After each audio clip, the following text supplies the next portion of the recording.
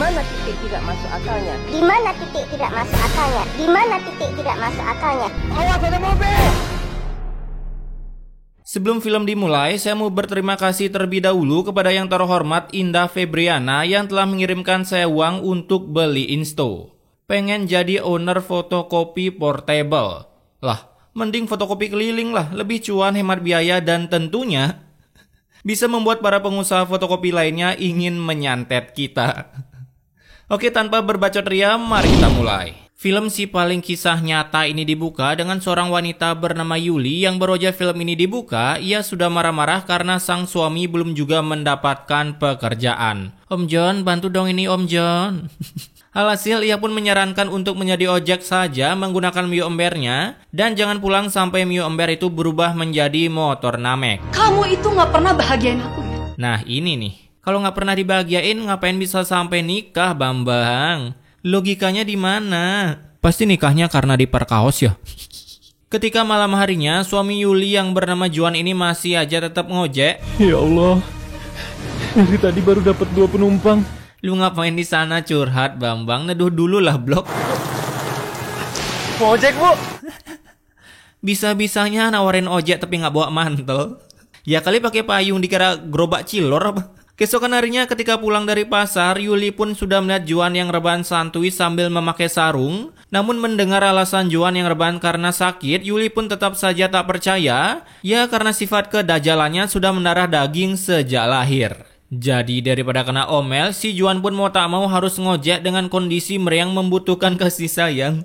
Sampai matanya seperti terkena genjutsu dan akhirnya genjutsu itu pun berhasil membuat Juan jatuh dari motor. Bisa-bisanya cuma ketimpa motor sampai pingsan. Nah, karena ketimpa motor yang beratnya 100 kali lipat ketimbang dosa kalian saat dibawa ke rumah sakit, kalian tahu kan dokter kemanuk akalan ini bilang apa? Berdasarkan hasil ronsen, sehingga jalan satu-satunya adalah harus diamputasi. Ketindih motor doang, kaki diamputasi. Kalau patah ya mungkin kali ya orang Mio H2R, tapi gila ini diamputasi loh. Alhasil mengetahui kakinya harus diamputasi, Juan pun begitu sedih karena di mana ia harus mencari uang untuk bayar pemotongan kakinya. Sampai-sampai ia pun berharap di-delete saja dari kehidupan.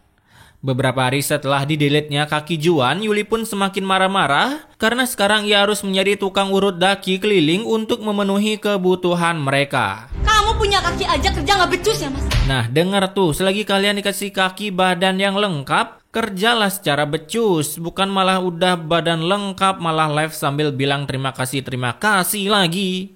Kalian mau tahu gimana cara menambah emosi selain menonton film ini? Transfer kami 200 juta Mas John. Nah tuh kan, nambah emosi kan kalian menonton filmnya. Nah ketika pulang kerja, Yuli pun melihat seorang pengemis yang cosplay jadi bapak ngesot dengan totol-totol betadin di tangannya. Melihat itu Yuli pun mempunyai ide yang sangat dermawan untuk membantu suaminya mendapatkan kerjaan walaupun sudah CCD. Dimana Yuli pun langsung membawa Juan dengan gerobak kiloan. Sakit nggak tuh? Untuk menjadikan Juan seorang pengemis. Wow, dermawan sekali bukan? Mau membantu suaminya yang nggak dapat kerjaan. Saat itu Yuli pun berusaha meningkatkan percaya diri Juan untuk berprofesi sebagai pengemis dengan menyuruh Juan memasang wajah memelasnya dan tentunya ditambah bumbu-bumbu kaki buntung. Karena itu pastinya akan mendatangkan banyak pelanggan. Dan benar saja strategi marketing si Yuli ternyata benar karena entah dari mana ini para figuran tiba-tiba baik hati memberikan si Juan uang hingga baru aja kerja seharian bisa-bisanya si Juan langsung gacor parah. Gila sebulan 3 juta dah tuh, lumayan kali dah. Melihat peluang yang besar itu, keesokan harinya dibawalah si Juan untuk bekerja dan dengan mantapnya para figuran yang entah kesambet apa, bisa-bisanya memberi sedekah seperti antre bansos. Bisa-bisanya ya kayak gitu udah antre kayaknya orang di belakang tuh. Sementara si Juan ngemis offline, di rumah si Yuli pun bisa-bisanya menyantap makanan yang mantap jiwa. Ya begitulah kira-kira kata si Yuli. Sedap-dap-dap. Sampai karena memakan makanan yang sedap-dap-dap itu, ia sampai lupa kalau suaminya belum makan. Ketika sore tiba, Yuli pun mencari Juan ke tempat kerja dan terlihatlah uang Juan yang begitu banyak. Buset, kalah kang parkir dah. Lalu setelah mengambil uang ke tempat Juan, si Yuli pun dengan baik hatinya memberi si Juan miras untuk menghilangkan dahaga dan rasa laparnya. Nah, saat malam tiba, barulah si Juan mendapatkan asupan makanan, tapi dengan ANJG-nya, si Yuli hanya memberikan Juan nasi ditambah gudeg aja. Gila kali. Nasi sama gudeg aja udah cukup. Mendingan uangnya itu ditabung buat Sekar. Sedap-dap-dap. Iya, ditabung sedap-dap-dap. Setelah memakan makanan sisa itu, di pagi harinya ketika bekerja, Juan pun hampir terkena razia saya satpol. Tapi ia berhasil diselamatkan oleh seorang pria misterius ini, ya kita sebut saja Juliadi. Lu ngapain bang? Kayak jatuh cinta pada pandangan pertama dah. Nah, saat Yuli mencari Juan, ia pun bertemu dengan Juliadi dan mengatakan kalau Juliadi telah menolong Juan. Maka dari itu Yuli harus membayar rasa terima kasih itu seharga 500.000. Tapi karena Yuli ini kismin, Juliadi pun memiliki ide yang sangat di luar nalar masyarakat Jupiter karena ia malah berkata seperti ini. Gimana kalau anak kamu saya sewa, biar ikut ngemis di jalan raya?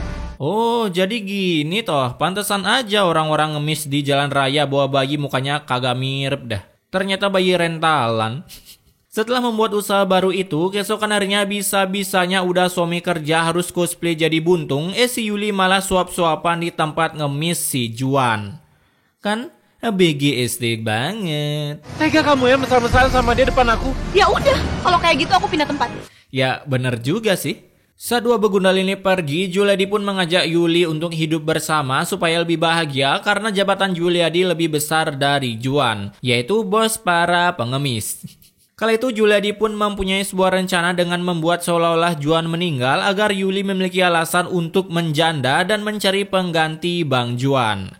Kasihan kali Bang Juan. Kemudian di malam harinya, bisa-bisanya Juan mental tempe ini dipaksa-paksa oleh seorang wanita karena saat itu Yuli memaksa Juan untuk menandatangani surat perceraian akibat Juliadi yang udah kepepet pengen ngecas. Ya, ngecas sapi di rumah Yuli gitu. Udah tau mau ngecas isi aja Juan lama banget tanda tangannya, kan kesel Juliadi. Nah, setelah perceraian itu, keesokan harinya dibuat-buatlah kalau Juan telah meninggal dengan mengambil mayat pengemis yang sudah koid di jalanan, entah dari mana itu ide datang, ya gitulah pokoknya. Alhasil para figuran yang agak-agak ini langsung percaya. Dimana sebenarnya si Juan sedang berada di tempat Juliadi sambil melakukan percakapan yang sangat membagongkan. Sama-sama jahat gak punya hati kalian. Tapi kan punya kaki. Keras-keras epic comebacknya. Setelah percakapan itu, Juliadi pun lalu menikah dengan Yuli, tapi walaupun sudah menikah, dua begundal ini tetap saja memanfaatkan anaknya untuk mencari duit. Kalau emang Sekar bisa dimanfaatin buat cari uang, kenapa enggak ya nak?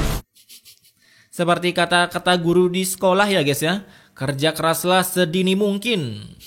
Dan akibat anak yang bekerja sejak dini itu, Yuli pun sampai mampu membeli iPhone 14 Pertalite dan baju-baju brand AHA yang tidak bisa ia dapatkan jika masih jadi istri si Juan. Dulu Saus Aris boro-boro dimanjain, makan aja susah.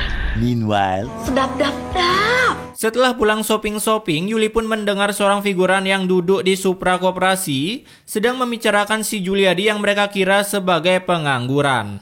Nah, karena kesal mendengar cangkem figuran ini ngegibah tapi nggak kena azab, Yuli pun lalu menegurnya dan mengatakan kalau si Juliadi bukan pengangguran melainkan seorang influencer. Asik.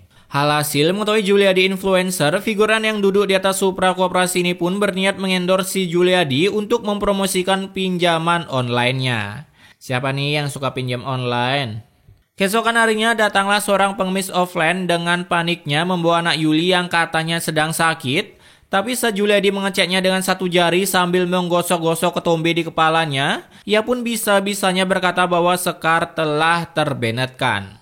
Baru juga login setahun udah logout. Nah, untuk menghibur hati si Yuli yang kehilangan anaknya, Juliadi pun lalu menyuruhnya membuka amplop bela sungkawa, dan hasilnya muka si Yuli pun kembali cerah berseri seperti tidak ada beban hidup sama sekali. Kemudian di tempat si Juan, para member pengemis offline ini pun mengabari kalau Sekar telah meninggal, dan tentunya itu pun membuat Juan hampir kejang-kejang, tapi karena sang sutradara menyuruhnya jangan mati dulu sebelum Yuli kena azab, si Juan pun mau gak mau harus kuat menjalani hidupnya tanpa bisa melihat anaknya lagi. Sampai akhirnya, si Juan pun lebih memilih meninggal dunia. Emang ya gak dengerin sutradara ngomong dah. Setelah kematian dua pekerja keras ini, Juliadi pun menyuruh Yuli untuk mencalonkan dirinya jadi member pengemis offline, karena kalau nggak mau seluruh barang-barang yang telah diberikan Juliadi harus dikembalikan. Tapi karena Yuli kekeh nggak mau jadi member pengemis, Juliadi pun mau nggak mau harus membuka usaha buka ruko dengan bermodalkan linggis dan kekuatan berlari. Aku mau merampok toko emas di depan pasar. Nah, itulah buka rukonya. Di malam harinya mulailah usaha buka ruko itu dilakukan, tuh kan hanya bermodalkan linggis aja guys. Tapi sayangnya Broja ingin berusaha, seorang satpam ruko pun datang menggagalkan usaha mereka. Ketika hendak bersembunyi, saat itu Juliadi pun menyuruh untuk manjat ke sebuah tembok. Tapi baru aja si Yuli memanjat, ia pun malah kepleset dan jatuh ke sebuah beton. Ya, kalian tahu kan Yuli bakalan kenapa? Nah, ketika dibawa ke rumah sakit, Bu Dokter pun langsung mengatakan seperti ini. Beliau terkena stroke, Pak. Emang udah nggak diragukan lagi dah kekuatan beton. Hati-hati guys, kena beton nanti. Keesokan harinya mulailah si Juliadi mengobati Yuli dengan cara menjemurnya seperti ikan teri, di mana ia lakukan itu untuk menarik simpati para figuran azab. Loh. Kalau mau ngemis itu di trotoar lah, Bambang, biar orang lihat. Ini malah di depan ruko orang. Namun walaupun ditaruh di mana aja, entah di dalam ruko kek, depan gedung DPR kek, atau sekalian ikut tiduran pas lagi rapat, ya enggak dong. Mobil Speintel nanti nunggu. Si Yuli tetap saja mendapatkan cuan yang banyak oleh para figuran. Buset, andai hidup selancar ini dah. Ketika sampai di rumah, Juliadi pun dengan perhatian menyuapkan Yuli dengan posisi tangan metalnya. Tapi beroja satu suapan, si Juliadi malah lock out dari rumah karena ada hati lain yang ingin login di hatinya. Asik. Nah, keesokan harinya saat sedang rebahan santuy, dari atas datanglah Supra Koperasi yang sedang mengejar nasabahnya. Dan karena buta map, ia pun sampai melindas si Yuli di tengah jalan. Kamu nggak apa-apa kan? Gak usah diobatin. Iya, aku nggak apa-apa kok. Kamu bilang nggak apa-apa aja, aku udah sembuh. Dan karena mengetahui Yuli udah sekarat, malam harinya Juliadi pun menempatkan Yuli di sebuah ruko kosong yang akan dijadikan miksu.